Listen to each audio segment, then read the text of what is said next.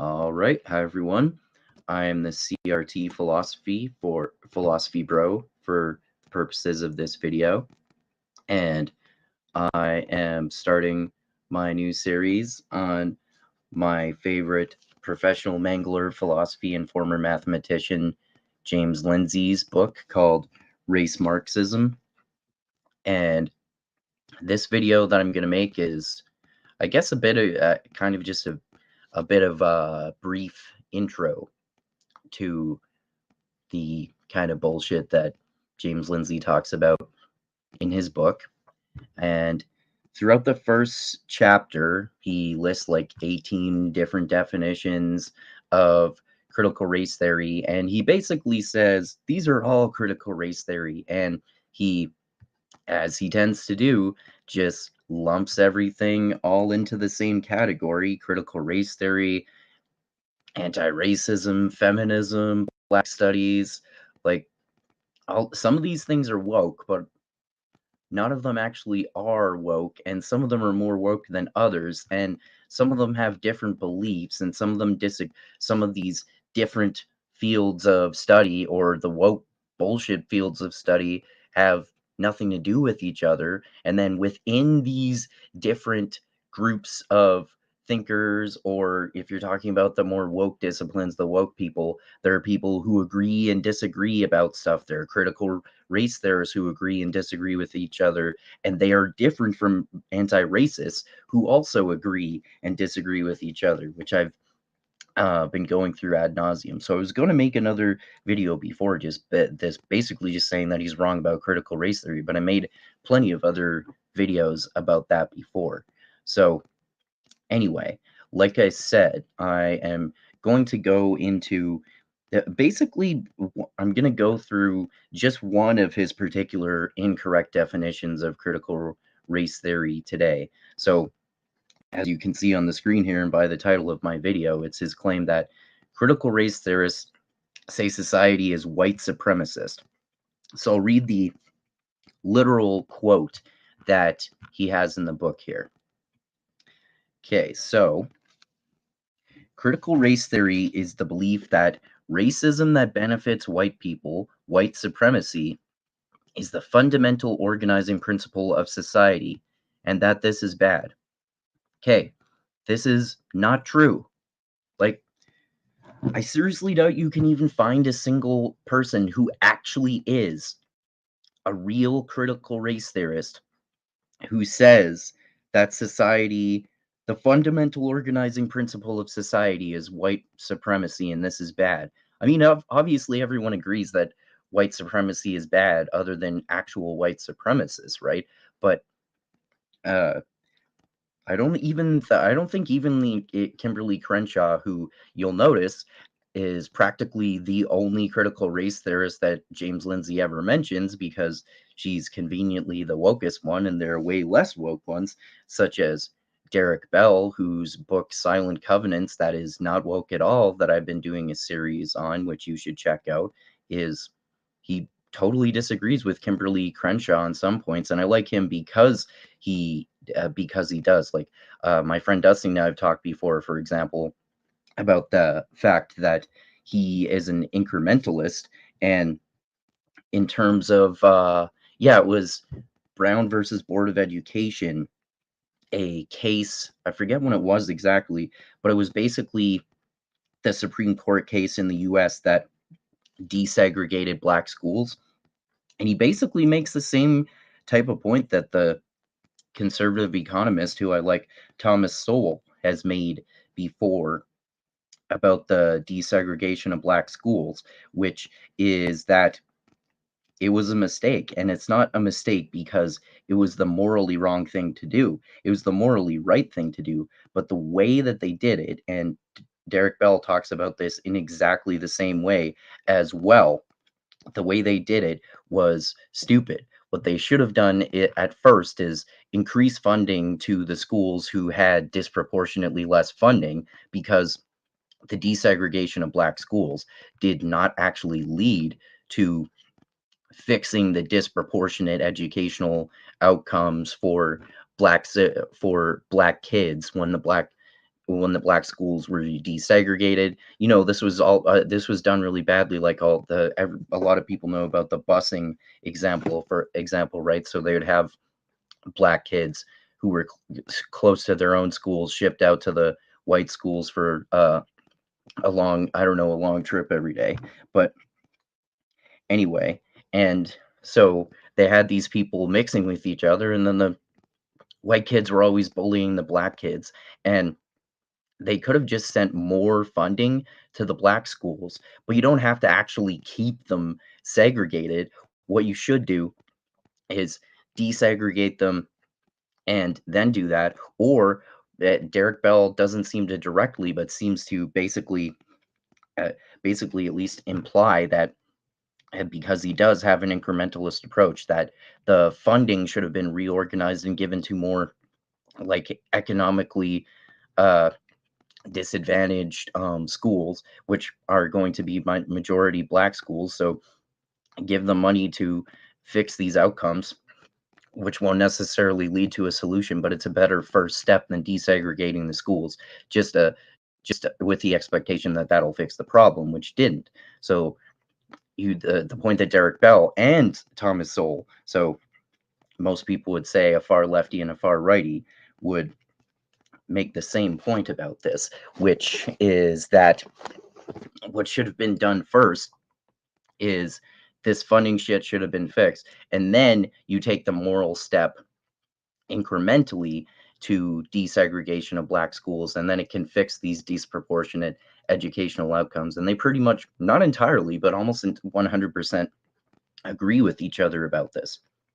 But anyway, the point of this video is that critical race theorists do not say society, the fundamental organizing principle of society is white supremacy. Because, like, find me a critical race theorist who says that. Maybe Kimberly Crenshaw says it, but James Lindsay acts all the time as if one particular race theorist, critical race theorist, whichever one he mentions at the time, which is convenient to mention to prove this ridiculous, that someone has this ridiculous worldview that he claims and believes this ridiculous point. I'll say, for example, Kimberly Crenshaw believes the fundamental organizing principle of society is white supremacy. And then you'll look at practically every other critical race theorist, and not a single one of them agrees with her about that. Derek Bell sure as fuck doesn't. And some anti-racists don't either. So, like I said, for example, he's conflating critical race theorists with anti-racists here, because the anti-racists get lumped in together with the critical race theorists, but for the most part they're more reasonable, like Derek Bell, and they mostly talk about legal theory and their civil rights laws and shit like that. And then the anti-racists are the ones who, for the most part, disagree with the critical race theorists, think the critical race theorists haven't gone far enough, and they're the woke ones, who, some of whom believe that the fundamental organizing principle fundamental organizing principle of society is white supremacy. But not even all the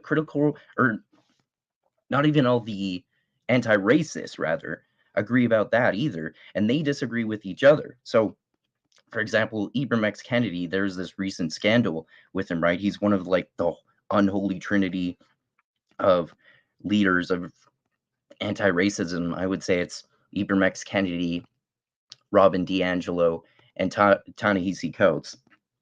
And he is slightly less woke than Ta-Nehisi Coates and Robin DiAngelo. She is the wokest of all of them. He himself has said that he's never even read any critical race theory. So obviously, some of these anti-racists were not even inspired by critical race theory, and are not even familiar with critical race theory. Like 1 out of 3 of the holy untrinity of anti-racism, or the unholy trinity, I should say, of anti-racism. So the point, as I make a lot here, is that you're focusing on the wrong target. The target is anti-racism, and it's not even anti-racism as a monolith.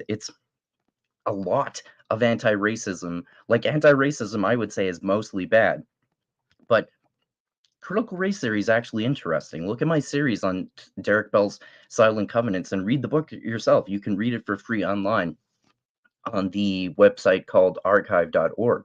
So check that out. And I think some of it is really interesting. So, yeah, critical race theory is not evil.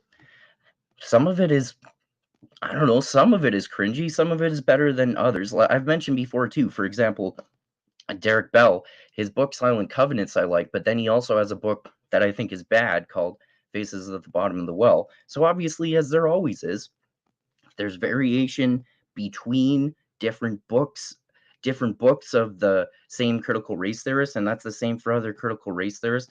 Each individual race theorist has good and bad books, better and worse books, just like all authors, and they agree and disagree with each other. Like Derek Bell, for example, he's more of an incrementalist for sure than Kimberly Crenshaw, for example, right? But I don't think a single race theorist accepts incrementalism, and more importantly, like I said, this is the key distinction. I think you'd be hard pressed to find a single actual critical race theorist who literally thinks that the fundamental organizing principle of society is white supremacy. Maybe Kimberly Crenshaw or someone like that, maybe one or two, but like seriously, at least 90% of critical race theorists, I'm going to go on a limb here and say at least 90% do not think that the fundamental organizing principle of society is white supremacy. That is bullshit and just simply not true. The ones who believe is that the fundamental organizing principle of society is white supremacy are the anti-racist anti-racist. They're the cringy woke people who have bullshit jobs and teach people sensitivity training courses and get paid millions of dollars by corporations to tell white people that they're racist.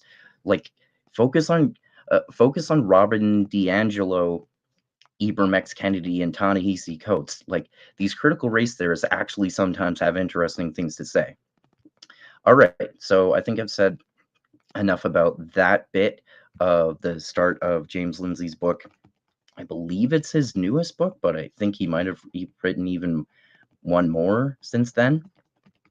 Either way, he writes a hell of a lot. He just spews out a whole bunch of information, a whole bunch of disconnected, out of context information, just like Alex Jones, which is why I've said that he's a wacko conspiracy theory before, because he reveals his grand conspiracy theory in bits and pieces all the time, but he never spells it out completely. But just like Alex Jones, you can piece it together to see just how crazy his grand conspiracy theory that he believes is. And I'll say this again because I always argue with people about this in the comments, and they don't actually seem to know that his fundamental conspiracy theory on which he bases his worldview and why he's attacking critical race theory and all wokeness and lumping it all together as race Marxism, critical race theory and Marxism are the same thing. And he also uses the bullshit debunked term that Jordan Peterson used. What is it? Postmodern neo-Marxism. Yeah, which is a totally bullshit term. Anyway, I forgot what I was just saying. Oh, yeah. So James Lindsay's grand conspiracy theory is that the World Economic Forum is going to engineer the Great Reset and make it the case. These woke Marxist billionaires somehow are going to control the world by engineering the Great Reset so that there's a global Chinese style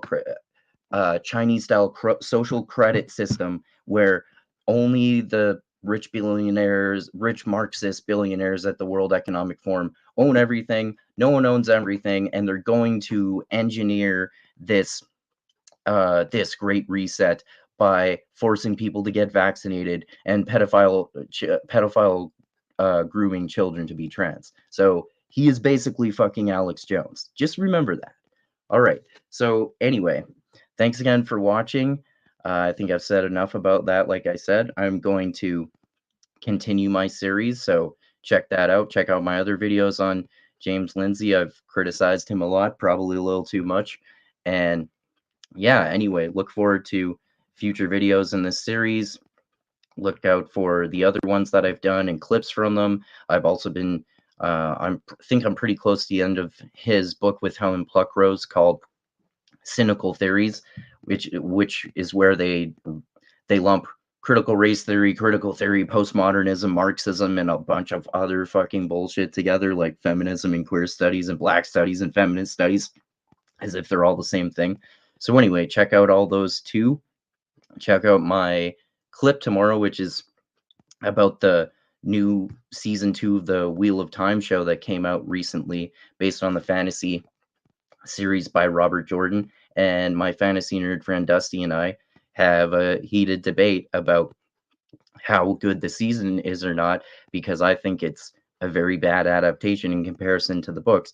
And Dusty and I disagree about how similar an adaptation should be to the books and whether it matters or not and how much it matters. So check out all that as well. And yeah, if you haven't done so already, subscribe to the channel. A lot of people watch the videos but don't subscribe, so please do so.